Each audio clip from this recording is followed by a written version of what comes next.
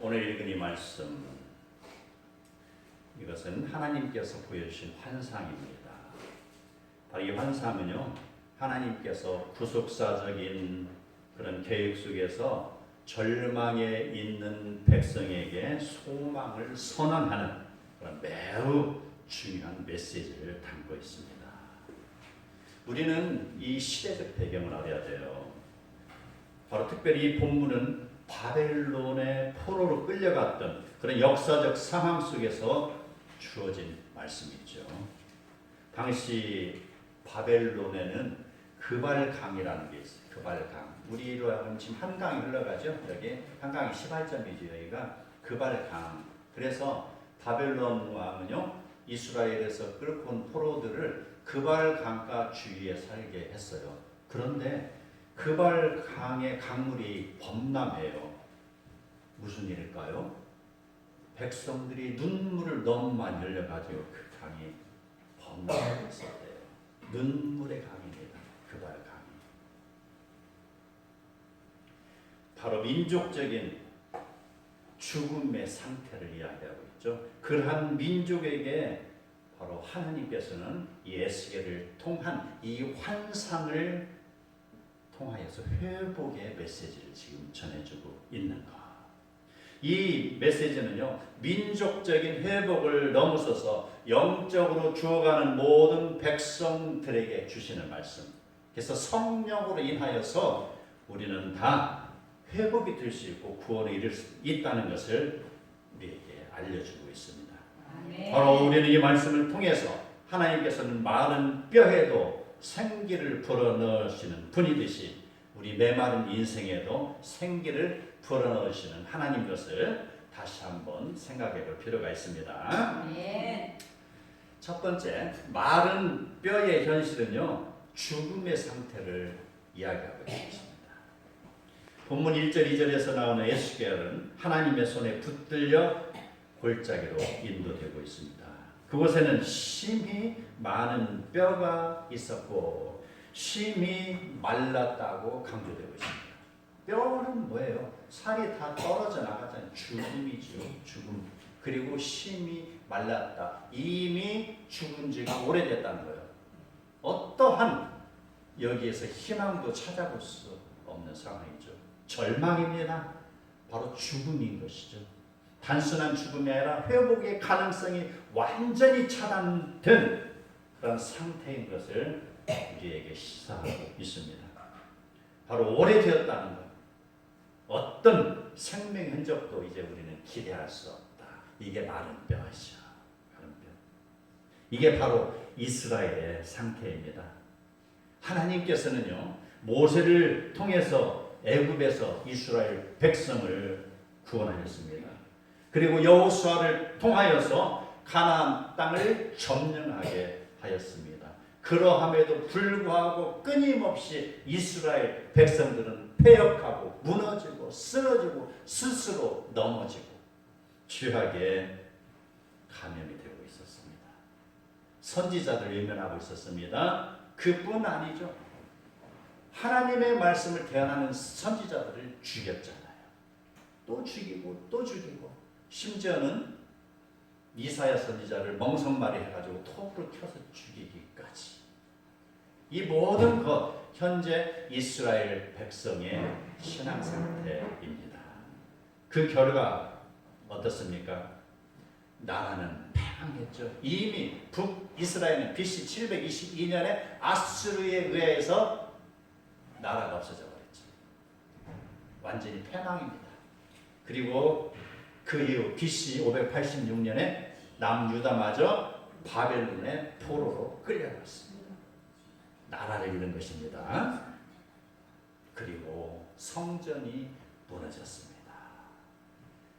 하나님의 임재를 상징하는 모든 것이 이제 다 사라지고 그 백성은 이제 남은 것은 강가에서 눈물 흘리는 것밖에 없다는 것이죠. 이게 바로 인간의 영적 상태, 이스라엘의 영적 상태인 것입니다. 성경은 단순히 병든 존재가 아니라 이 상태를 죽은 자라 표현하고 있습니다. 하나님을 믿으며 하나님을 찬양하며 살아야 될 그런 인간이 죄와 타협하고 죄에 들어가고 죄의 앞자리가 되고 하나님과 단절된 상태, 이게 지금 마른 뼈의 상태인 것입니다. 그들은 스스로 알고 있습니다. 죄 지은 자는 알고 있어요. 스스로 이렇게 고백하고 있어요. 우리의 뼈들이 말랐고 우리의 소망이 없어졌으니 우리는 다 멸절되었도다 라고 말하고 있습니다. 죄 지은 자, 자기가 자기의 받을 형벌을 예측하는 것처럼 바로 그들이 지은 죄의 결과인 것 알고 있는 것. 이게 바로 이 고백은 낙심이 아니라 존재론적인 절망이라고 표현할 수가 있습니다. 절망입니다. 어느 것 하나 다시 회복될 수 없는 절망이라는 것. 그런데요, 우리는 잘 알아야 됩니다. 인간이 만들어진 것, 바로 하나님께서 인간을 만드신 이유, 하나님과 인간은 서로 사귀며 살도록 창조되어 있습니다. 그런데 하나님과 단절될 때는 어떻습니까? 바로 하나님과 단절될 때는 죄악의 상태를 이야기하는 것이죠. 그래서 이 하나님과 단절될 사람, 세상 속에서 나 홀로 살아가고 있다고 생각해요. 어떤 희망도 그는 느낄 수가 없죠. 이렇게 내가 하나님과 단절될 때는 이런 느낌이 때로는 우리에게도 이게 적용이 됩니다. 우리는 이렇게 생각할 때가 있습니다. 내가 아무리 노력해도 변하지 않습니다라고 말할 수가 있죠. 내가 기도하고 싶은데 기도가 나오지 않습니다. 입이 막혀 있습니다. 하나님을 붙들고 싶은데 내가 하나님으로부터 멀어져게까지 느껴지기만 합니다. 그리고 신앙의 감각이 점점 메말라가서 영혼이 고갈되어가는 상태. 혹시 이런 걸 경험해 본 성도님 계십니까? 그런 분이 계시다면 이 말씀을 통해서 치유받기를 소망합니다. 아멘. 하나님께서는 나를 연단시키려고 테스트를 하는 경우도 있지만 대부분의 경우 바로 고난을 받는 이유가 그들의 잘못 때문입니다. 그들에게 하나님께서는 신앙 각성을 위하여서 고난을 주기도 하신다는 걸 우리는 알아야 되는 겁니다. 아멘. 바로 이러한 상황 속에서 우리는 바로 하나님께서 나에게 주시는 뜻이 무엇인지를 빨리 진단해야 돼요. 이 진단이 늦으면 고생하죠. 가서 병원에 가서 내가 어디 아픈데 하고 진단을 했는데 내가 머리가 아픈데 뭐 발끝 아픈 약을 지어줘봐요. 뭐 간이 철이잖아요. 백날 다녀봐야 낫습니까? 진단을 잘해야 돼요. 유능한 의사님은 어떻게 돼요? 진단을 잘하는 거예요. 그 진단을 잘해서 처방을 잘해야 빨리 낫죠. 영적인 의사는 어떻습니까? 바로 진단을 바로 할 수 있게 이야기를 해주는 거예요. 이게 사역자의 역할인 것이고요. 자, 그 다음 두 번째 중요한 게 뭡니까? 진단을 받았으면 어떻게 해야 돼요? 그대로 치료를 받아야 하잖아요. 이렇게 저렇게 그렇게 하라. 이렇게 해야 돼야 그 병이 고침받는 거잖아요. 네가 가서 즉시 회개하고 눈물 흘리고 하나님 품으로 돌아오라. 이게 처방전이잖아요. 그러면 그대로 이해하고 돌아오면 그 병이 낫는 거예요. 아멘. 진단. 내 영적인 상태가 지금 메말라 있거든. 바로 속히 하나님 앞에 무릎 꿇고 회개하고 돌아오시기 바랍니다. 기도의 자리로 오시기 바랍니다. 예배의 자리, 찬송의 자리, 말씀의 현장으로 오시면은 바로 생명을 얻게 되는 것입니다. 아멘. 우리는 이 상황을 매우 중요하게 받아들여야 됩니다. 하나님께서는요, 그 고난을 통해서 성도를 못 살게 하는 것이 아닙니다. 그것을 통하여서 성도의 믿음이 성장하기를 원하고 계십니다. 아멘. 하나님이 에스더에게 묻습니다. 인자야, 이 뼈들이 능히 살아나겠느냐라고 말입니다. 이 질문은 인간의 가능성을 묻는 질문이 아닙니다. 바로 하나님의 가능성을 기대하게 하는 것입니다. 내가 스스로 어떤 힘으로 나을 수 있다는 걸 하나님이 원하는 것이 아니죠. 내가 나의 짐을 내려놓고 하나님께 의지했을 때 하나님께서 치료해 주신다라는 걸 기대하게 만드는 것이죠. 이 질문이 인자야 이 뼈들이 능히 살아나겠느냐라는 질문인 것입니다. 에스겔의 대답이 매우 신학적입니다. 주 여호와여 주께서 아시나이다. 흔들리지 않았어요. 여기에서 정답을 했어요. 여기에서 주님께서 하신다라는 것이죠. 바로 인간의 한계를 인정하는 겸손입니다. 하나님의 전능하심에 대한 신뢰고요. 바로 판단, 결과를 하나님께 맡기는 신앙이 되는 것입니다. 그래서 주 여호와여 주께서 하시나이다. 우리가 기도할 때 어떻습니까?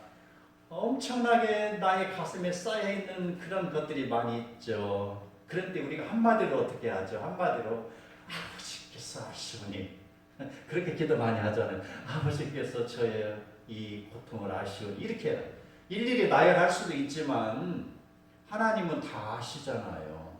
자, 우리가 기도할 때 질문 하나 하겠어요? 기도할 때 자, 여기 충청북도 충주입니다라고 기도하는 사람 있습니까? 제가 남자고요, 여자고요, 제가 몇 살 먹은 사람이라고 기도하는 사람 있습니까? 안 하잖아요. 주 여호와께서 하시오니 전지전능하신 하나님께 모든 걸 의탁하는 신앙, 이게 바로 주 여호와여 주께서 하시나이다.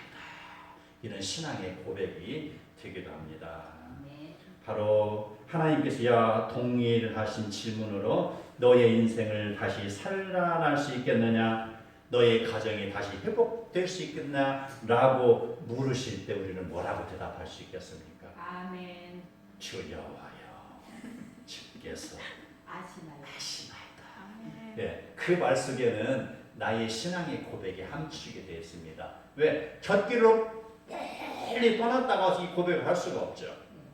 그렇죠? 오늘 뒤엄자리에 갔다가 내 몸을, 내 옷을 더럽히고 가서 이 고백할 수가 없잖아요. 아침부터, 새벽부터 하나님의 전에 나와서 기도드리는 자녀. 눈물 흘리며 하나님을 찾고, 찬양하고, 말씀 읽고, 하나님을 푸짖는 사랑을 할 수 있는 고백. 주 여호와여, 주께서 하시오니라는 것. 이게 바로 한나의 고백이 되기도 합니다. 우리는 이 고백을 통해서 바로 에스겔의 고백이, 한나의 고백이 우리의 고백이 되기를 축복합니다. 아멘. 우리는 그때 그 상황이 인간적으로 보면 매우 불가능한 상태로 보입니다. 그러나 신앙은요, 바로 불가능을 가능하게 하시는 하나님을 바라보게 합니다. 어떤 고치지 못할 병에 걸렸다면 말입니다. 불치병에 걸렸다면 말입니다. 어떻게 해야 될까요? 기도해야 돼요. 그렇죠. 내 인생을 내팽개칠 겁니까? 기도하고 주님의 전으로 와야 될 겁니까? 그냥 주위에 나를 그냥 밥 먹듯이 어겨야 될 것입니까? 눈물 흘리며 새벽부터 와서 기도드리며 하나님을 부르짖어야 되겠습니까? 이러한 하나님께서 고쳐주시는 신앙은요, 내가 하나님의 뜻에 맞춰가는 것, 나의 각도를 하나님의 각도에 맞춰가, 그랬을 때 이게 소통이 되는 것이고 하나님의 응답이 이루어지는 것입니다. 어떤 못 고칠 그런 병에 걸렸다 할지라도 하나님을 의지하는 믿음을 가지시기 바랍니다. 아멘. 하나님의 말씀에는 능력이 있습니다. 이게 바로 창조적인 선포라는 것입니다. 하나님께서 에스겔에게 명령하셨죠. 4절 또 네게 이르시되 너는 이 모든 뼈에게 대언하여 이르기를 너희 마른 뼈들아 여호와의 말씀을 들을지어다. 이 뼈들에게 대언하라고 했습니다. 대언한다는 것, 이 말은요 단순한 전달이 아닙니다. 하나님의 말씀을 권위 있게 선포하는 것입니다. 말씀을 대언할 때 성령의 역사가 일어나는 줄 믿으시기 바랍니다. 아멘. 창세기 1장의 창조 사건과 연결이 되어 읽을 수가 있습니다. 하나님은 말씀으로 세상을 창조하셨습니다. 하나님은 지금도 말씀으로 죽은 것을 살리십니다. 하나님은 지금도 말씀을 통해서 우리에게 다가오십니다. 아멘. 지금 하나님 앞에 서 있는 에스겔이 말씀을 선포하자 놀라운 일이 일어납니다. 그 놀라운 일이 순서적으로 일어납니다. 뼈들이 서로 맞춰집니다. 그리고 힘줄이 생기고 살이 오르고 가죽이 덮입니다. 점진적인 회복입니다. 이게 우리 신앙의 모습입니다. 한동안 나의 신앙이 망가졌을 때 바로 우리의 신앙의 뼈들이 맞춰지고 흩어진 뼈들이 맞춰지고 나의 정신 상태가 흐트러졌던 뼈들이 맞춰지고요. 거기에 힘줄이 생깁니다. 그리고 신앙의 살, 그리고 신앙의 근육, 힘줄이 근육이잖아요. 제가 신앙의 근육이라는 표현을 자주 쓰죠. 이게 문학적인 표현인데 참 생각할수록 깊어요. 신앙이라는 것은 근육이에요. 근육이라는 것이죠. 우리가 생각하고 우리가 좋은 걸 생각하고 또 생각하고 기도하고 또 기도할 때 뭐가 우리의 뇌 속에는 전두엽이 발달해요. 바로 그러한 것처럼 우리도 신앙의 근육이 발달하는 거예요. 그랬을 때에 살이 오르고 가죽이 덮이는 것. 이게 신앙의 점진적인 회복이 되는 것입니다. 자, 가죽까지 덮였습니다. 자, 여기에서 우리가 다 됐다고 할 수 있습니까? 아니죠. 중요한 포인트가 남아 있어요. 아직 생기가 남아 있습니다. 생기, 가죽까지 덮였어요. 하나님이 다 모든 것, 나의 기도, 나의 원통함, 그것을 다 들어주셨습니다. 그래서 이제 아멘, 아멘 하고 기뻐합니다. 그런데 정말 중요한 생기가 그 안에 들어가야 돼요. 그 생기라는 거 뭐예요? 성령입니다. 내가 성령과 소통이 돼야 되는 것이죠. 하나님과 나의 소통함이 된다. 성령, 생기를 이어받는 이 생기가 들어가야 된다는 것이죠. 외형적인 회복은 이루어졌지만 본질적인 그런 회복이 없는 상태는 불가능한 것입니다. 우리 성경에 보면 그러한 예를 찾아볼 수 있습니다. 바리새인들이 있습니다. 그들은 율법을 철저히 지키고 종교적인 형식을 취하고 있었습니다. 그들은요, 많은 군중 앞에서 호령을 하고 복음을 선포하고 그들은 의로운 모습을 보이고 있었지만 정작 그들에게는 가장 소중한 생기가 빠져 있었습니다. 예수님께서는 그들을 향하여 말씀하십니다. 회칠한 무덤이라고 말씀하셨습니다. 성경에 보면 또 서기관들이 있습니다. 그들은요, 성경의 지식이 해박하고 해석하는 능력이 매우 뛰어난 사람들입니다. 그러나 그들은 생기가 없어요. 말씀대로 살지 않는 자들이었습니다. 이것은 오늘날 우리의 모습이나 아닌지 우리는 다시 한번 점검을 해봐야 됩니다. 능력이 없이 무미건조한 신앙은 필요치 않습니다. 감격 없이 드려지는 예배는 하나님이 안 받으십니다.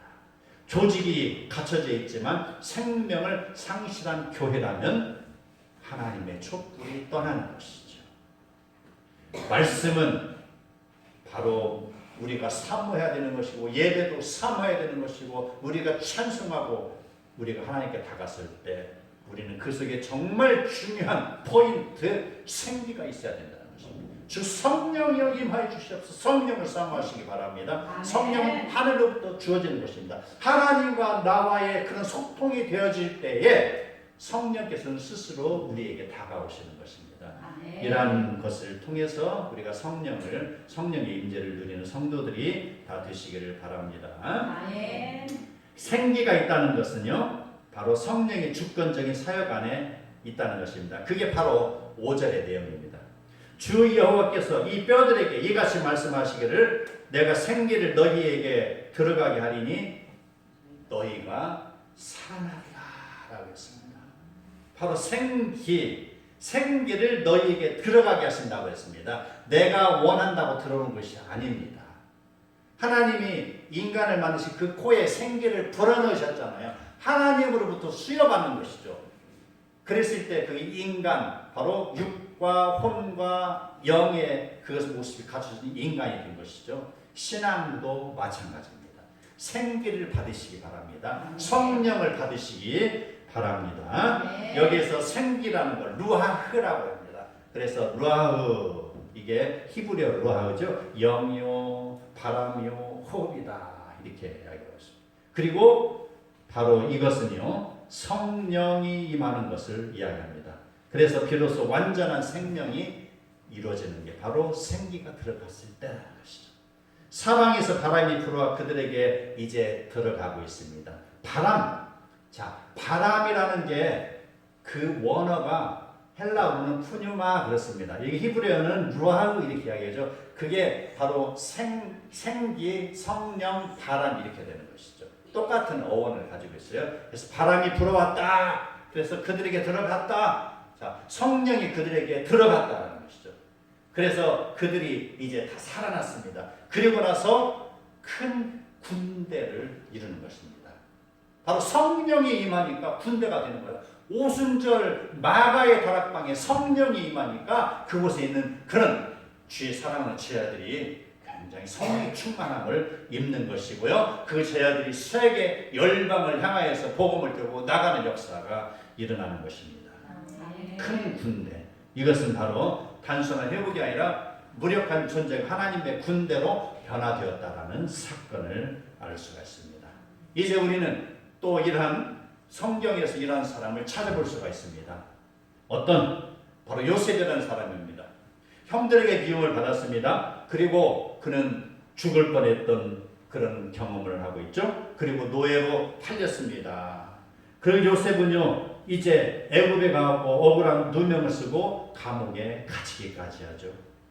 차가운 겨울 공기 속에서 인간적으로는 완전히 실패한 인생처럼 보였지만 그는 한순간 성경 어디를 봐도 원망했거나 하나님을 저주했거나 이런 일이 없습니다. 그는 오로지 하나님의 말씀대로 살은 사람입니다. 그랬을 때 성령이 그를 찾아가셨습니다.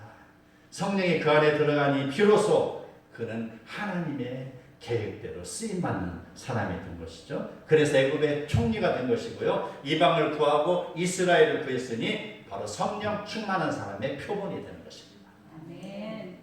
우리가 잘 알고 있는 베드로는 어떻습니까? 그가 굉장히 씩씩했죠.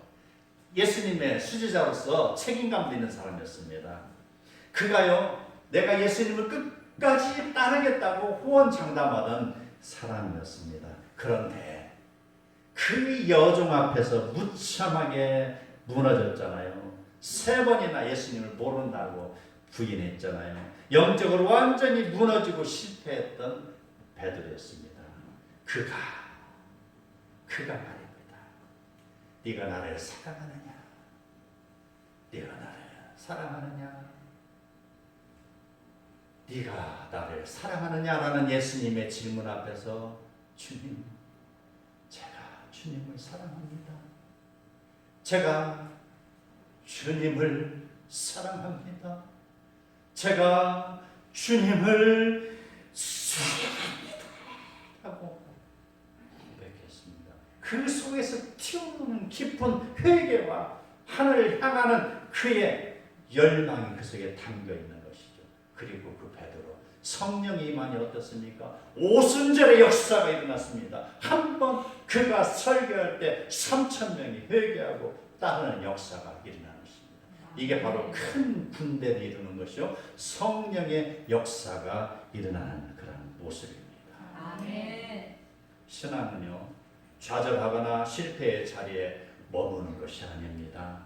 다시 시작할 때 성령께서 도우시는 걸 믿으시기 바랍니다. 아멘. 나의 연약함을, 나의 그런 부질없음을, 나의 나약함을, 나의 작은 존재를 두려워하지 마시기 바랍니다. 나의 실패했음을 두려워하지 마시기 바랍니다. 내 안에서 역사하시는 성령을 기대하시기 바랍니다. 아멘. 생기는 나의 노력에서 나오는 것이 아니고 성령으로부터 주어지는 것이니, 죽은 신앙이 살아나는 것도, 식은 마음이 뜨거지는 것도, 무너진 인생이 회복되는 것, 모든 것이 성령의 역사로 주게 됩니다. 아멘. 비록 나의 존재가 작고 미약하고 마른 뼈와 같을지라도 성령을 의지하는 사람, 성령께서 그를 도우십니다. 그 작은 가슴에 성령을 의지하니 그 작은 가슴에 작게 피어오르는 작은 불꽃이 이제 큰 불로 변하는 것입니다. 그래서 나오죠. 1000명이 네 왼쪽에서 무너지고 10,000명이 네 오른쪽에서 엎드러질 것이며 의인은 종려나무같이 번성하며 레바논 백향목같이 성장하는 역사. 이 역사가 성령에 의해서 우리 사랑하는 성도에게 일어나기를 축복합니다. 아멘. 하나님의 주권적인 내가 너희를 살리리라는 약속, 우리는 이것을 믿어야 합니다. 6절 너희 위에 힘줄을 두고 살을 입히고 가죽을 덮고 너희 속에 생기를 너희에게 들어가게 하리니 너희가 살아나리라 하고 있습니다. 이 말씀은 오늘 본문의 절정입니다. 마치 우리가 끼고 있는 반지 속에 있는 다이아몬드 같은 내용입니다. 오늘 전체 14절까지 내용 속에서 바로 이게 핵심이에요. 내가 너희를 살리리라는 것이죠. 생기가 너희에게 들어가게 한다는 것이죠. 지금 죽어있는 사람이 있습니까? 마음에 그런 절망에 무너진 자가 있냐 이 말입니다. 내가 너희 속에 생기를 들어가게 하리라. 아멘. 구원의 주체는요, 마른 뼈도 아닙니다. 인간의 능력도 아닙니다. 오직 하나님이십니다. 아멘. 우리는 스스로 살아날 수 없습니다. 스스로가 회복될 수 없습니다. 오직 하나님께서 우리를 살리시고 회복시키시는 분입니다. 아멘. 고통의 눈물을 흘리며 인생의 차가운 겨울을 살고 있는 이스라엘 백성, 그 발 가까이서 지금도 눈물을 흘려야 했던 이스라엘 백성에게 하나님께서는 자기 땅으로 돌아가게 하시고 다시 세우시겠다는 약속을 주셨습니다. 이제 우리는 이 말씀이 몇천 년 전에, 바로 2000년하고 500년 하니까 2500여 년 전에 이스라엘 백성에게 주었던 그때 그 사건, 동화 속에 있는 사건이 아니라 지금 2026년도 우리에게 주어진 말씀이 되어야 됩니다. 아멘. 이게 바로 우리가 신앙생활하는 목적입니다. 아멘. 하나님께서는 자녀를 위하여 봄의 문을 열어주셨습니다. 이스라엘의 포로 생활이 이제 포로 귀환이라는 회복으로 이어지고 있으며 메시아를 통한 구원으로 이어지게 됩니다. 이러한 역사의 현장에 서 있는 우리는 오늘 우리에게 주어진 이 복음을 통해서 마른 뼈들을 통하여서 큰 군대를 이루시는 하나님을 믿으시기 바랍니다. 아멘. 지금 우리 중에 어떤 고난을 겪고 있는 분이 계십니까? 사업 때문에, 사업이 실패했기 때문에, 어떤 시련을 당하기 때문에, 어떤 몸이 아팠기 때문에 힘들어하거나, 아니면은 내 인생이 몇인데 하고 혹시라도 죽을 날만 기다리는 그런 삶을 살고나 있지 않냐라고 묻습니다. 내 인생의 끝이라고 지금 생각하고 있지는 않으신지 제가 묻고 있습니다. 모세는요, 젊을 그런 때에는 그 패기가 왕성했지만 그 젊은 패기가 다 사라지고 마른 엄루라고 힘은 빠져있는 80살의 나이에 하나님으로부터 부르심을 받았습니다. 그에게 성령이 임하니 하나님께서 그를 인도하는 대로 그가 하나님의 일을 감당했습니다. 40년 동안이라는 것이죠. 장장 40년 동안. 겨울은요, 끝이 아니라 봄을 맞이하는 과정에 있습니다. 여러분 이걸 꼭 생각하시기 바랍니다. 나무는 겨울에 죽는 것이 아니라 새싹을 준비하는 과정에 있습니다. 씨앗은 썩는 것으로 보이지만 그 썩음을 통하여서 30배, 60배, 100배의 열매를 준비하고 있는 것입니다. 복음은요, 머무르고 있는 것처럼 보이지만 보이지 않는 곳에 생명을 싹 틔우고 있습니다. 생명을 준비하는 것입니다. 하나님께서는 지금도 우리네 인생의 겨울 속에서 봄을 준비하고 계십니다. 사방 천지에 꽃들이 활짝 피어가고 있습니다.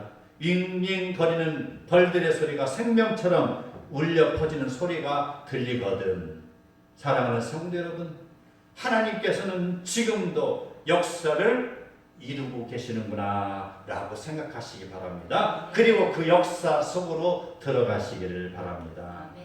이제 우리는 앉아있는 자리에서 일어나야 됩니다. 그런 고착화된 그런 마음을 버리고 이제는 일어나서 하나님을 향하여서 훨훨 나르시기를 바랍니다. 아멘. 이스라엘을 넘어서 대한민국의 한 복판이라고 하는 이곳에서 일어서시기를 바랍니다. 아멘. 세계 열방을 향한 꿈을 꾸시기 바랍니다. 나에게 나의 남은 인생을 통해서 하나님이 어떻게 나를 기경하실지를 기대하시며 세계 열방을 향해서 달려나가시기를 바랍니다. 아멘. 주님 나라를 바꿔가며 기계를 펴며 활짝 일어서시기를 바랍니다. 아멘. 험하고 죄악으로 가득 차 있는 이 땅을 뒤로하고 이제 차가운 겨울의 벌판보다 같은 이 땅에서 일어나시기 바랍니다. 아멘. 우리는 인생의 봄을 열어주시는 하나님께로 향합니다. 말씀 붙들고 선포하며 성령의 생기를 사모하시기 바랍니다. 이 땅 가득 하나님의 말씀을 태어나며 일어서시기 바랍니다.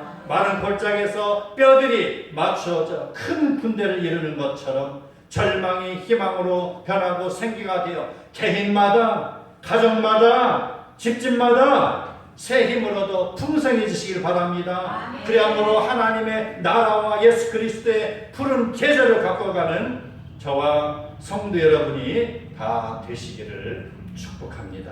아멘.